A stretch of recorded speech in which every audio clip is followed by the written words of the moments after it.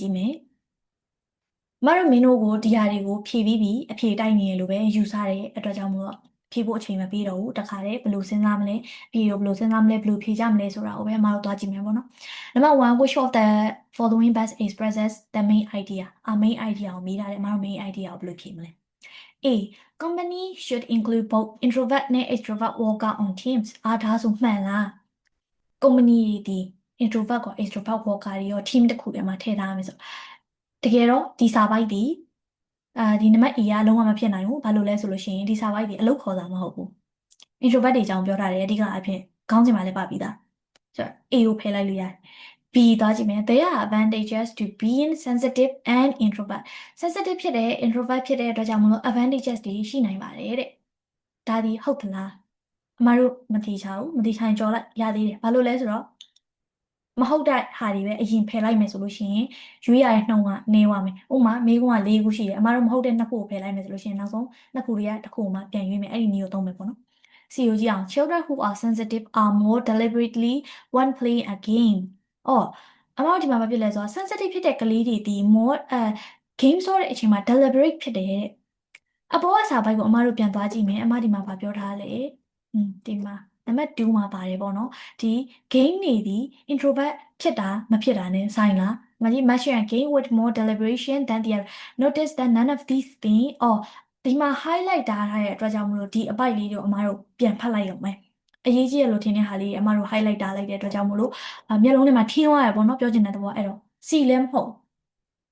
နောက်ဒီကြည့်အောင် introvert simply prefer less stimulation than others do introvert တွေဒီတခြားလူတွေထက်ပိုပြီးတော့ less stimulation ဖြစ်တယ်ဒါမမှန်ဘူးလားဆိုလို့ရှိရင်မဟုတ်ဘူးမှန်တယ်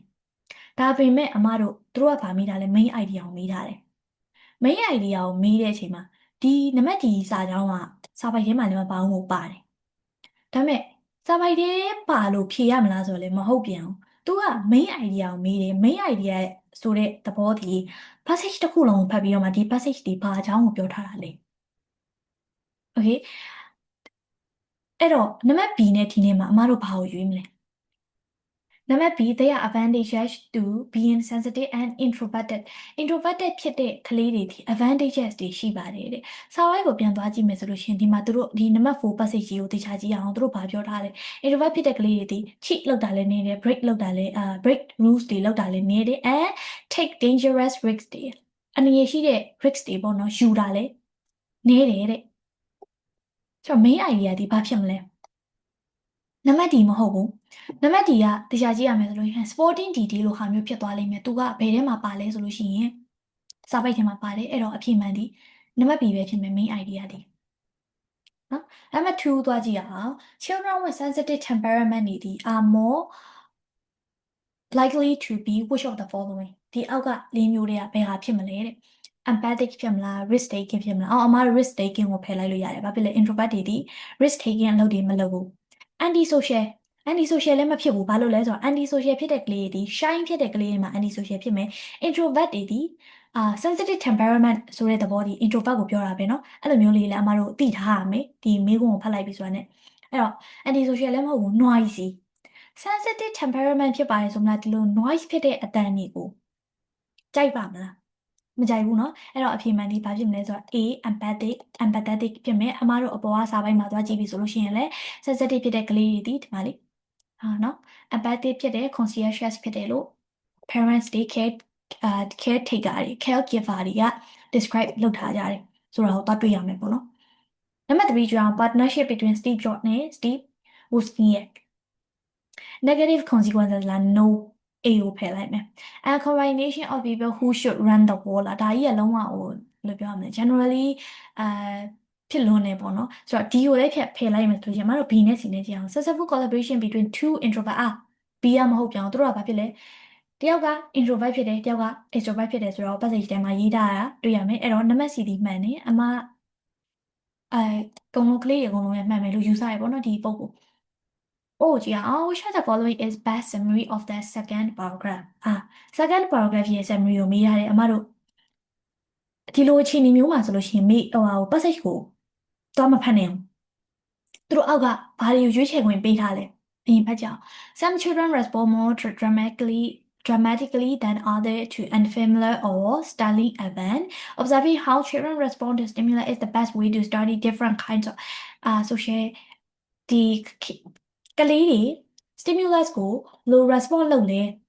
ဆိုတာကိုကြည့်ခြင်းအပြင်နဲ့ different kind of social behavior social behavior တွေကိုခွဲခြားနိုင်တယ်ဆိုတော့ B ဒီမဟုတ်ဘူးနော် B ဒီမဟုတ်ဘူးဘာလို့လဲဆိုတော့ဒီမှာအမတို့ပြန်သွားကြည့်မယ်ဆိုလို့ရှိရင် number 2 right passage 2 passage 2ဒီမှာခုနကပြောခဲ့တဲ့အတိုင်းပဲ school age ဒီ matching game တွေဘာတွေဒီမဆိုင်ဘူးဆိုတဲ့အတွက်ကြောင့်မလို့ B မဟုတ်ဘူး B ကိုဖယ်လိုက်မယ် C ကိုကြည့်အောင် children who are perceived as shy are actually more sensitive than other children to stimuli in their environment ဒီ environment stimulus တွေကို shy ဖြစ်တဲ့ကလေးတွေဒီ sensitive ဖြစ်တယ်ပေါ့နော် environment stimulus တွေပေါ်မှာပို့ပြီးတော့ sensitive ဖြစ်တယ်ဒီ if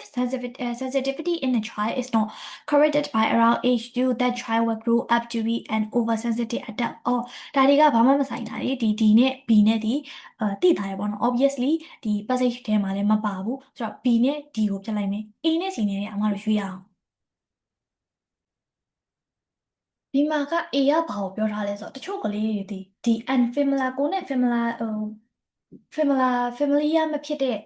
event တွေဆိုလို့ရှိရင်ပို့ပြီးတော့dramatically respond လုပ်ကြတယ်ပေါ့နော်ဒါပေမဲ့နံပါတ် C ကဘာပြောလဲဆိုတော့ shy ဖြစ်တဲ့ကလေးတွေ actually more sensitive than other to the stimuli in their environment ကိုenvironment ရဲ့ stimulus တွေကို sensitive ဖြစ်ကြတယ်ဘယ်ကလေးတွေလဲဆိုတော့ shy ဖြစ်တဲ့ကလေးတွေဒီအဲ့တော့ A နဲ့ C နဲ့မှာအဖြေမှန်ကဘာဖြစ်မလဲအဲ့လိုအဖြေမှန်ရွေးနေရမယ်မိကုံကိုပြန်ကြည့်နော်ကိုစိတ်ထဲမှာကိုမှန်တယ်လို့ထင်တာကိုရွေးလိုက်လို့မရဘူးမိကုံကဘာပြီးသားလဲဆိုတော့ second paragraph ရဲ့ summary A ဒီ second paragraph ထဲမှာမပါဘူးအဲ့တော့အမတို့ဒီမှာဘာရွေးမလဲဆိုတော့ C ပဲရွေးရတော့မယ်နော် C ကိုရွေးမယ် number 5ကိုကြည့်ရအောင် based on the passage which of the following activity would an introvert most likely to prefer ဘယ် activity ဒီ introvert ဒီ prefer ဖြစ်မလဲ A enjoying a quiet dinner with a handful of friends B going along to a club enjoying loud dance music introvert ဒီအမဘာဖြစ်လဲပြောထားလဲ shy မဖြစ်ဘူးနောက်တစ်ခုဒီless stimulation ဖြစ်ရမယ်ဒီမှာ loud dance music တွေဒီ less stimulation လုံးဝမဟုတ်ဘူးအဲ့တော့ B ကိုဖယ်မယ် C C crowded street festival ဒီလေ less stimulation မဟုတ်ဘူးဆိုတော့ B နဲ့ C ကိုဖယ်လိုက်ရင် A နဲ့ D နဲ့တွေကရွေးဖို့ကြမ်းမယ် A နဲ့ D နဲ့မှာအမောက်ကြောင် D ကလည်း participating solo in a sport called extreme ice slope surfing ဒါတော့ဟိုကိစ္စမရှိဘူးဒါပေမဲ့ तू ကဘယ်လို participate လုပ်လဲဆိုတော့ solo participate လုပ်တယ် A handful of friend နဲ့ quiet dinner လုပ်တယ်ဆိုတော့သူတို့ passage အပေါ်မှာ passage ပေးထားတဲ့အရာပေါ့နော်အမတို့ကျန်တာတွေမတွေးဘူးပေးထားတဲ့ passage ကိုပဲတွေးမယ် passage ကိုတွေးလို့ရှိရင် shy မဖြစ်ဘူး shy မဖြစ်တဲ့အတွက်ကြောင့်မလို့အမတို့ဒီ participating solo ဆိုတဲ့ကိစ္စကိုဖယ်လို့ရတယ် auto ဖယ်လို့ရတယ်ဘာလို့လဲဆိုတော့စာပိုက်တိုင်းပဲအပြင်မှာဘယ် introvert တွေကဘယ်လောက် shy အမတို့အဲ့ဒါခေါင်းနဲ့မထည့်ဘူးစာပိုက်ထဲအတိုင်းပဲသွားမယ်ပေးထားတဲ့စာပိုက်ကိုကြည့်ပြီးတော့ပဲအဖြေဖြေမယ်နော်ဆိုတော့ဒီမှာအဖြေကဘာဖြစ်မလဲဆိုတော့ A ဖြစ်မယ်အရင် overthink မလုပ်နဲ့ပေါ့နော်ဒီချိန်မှာကလေးတွေကဒီဖြေလိုက်မယ်ပေါ့နော်ဘာလို့လဲဆိုတော့ဒီကသူက introvert တွေက solo နေရတာကြိုက်တယ်လေ solo in the sport sport မှာတယောက်တည်းလုပ်ရတဲ့ sport ပေါ့နော်အဲ့ဆိုလို့ရှိရင်ငါဒီရွေးလိုက်မယ်ဆိုပြီးတော့အဲ့လိုဖြစ်သွားတတ်တယ်ဒါပေမဲ့ तू ပြောနေတာဒီ shy နဲ့ solo sorry shy ဖြစ်တာနဲ့ introvert ဒီတခြားစီပဲလို့ passage ကဖော်ပြထားတဲ့အတွက်ကြောင့်မို့အမားတို့ဒီမှာ A ကိုရွေးပြီးရင်ပုံမှန်တယ်နော် okay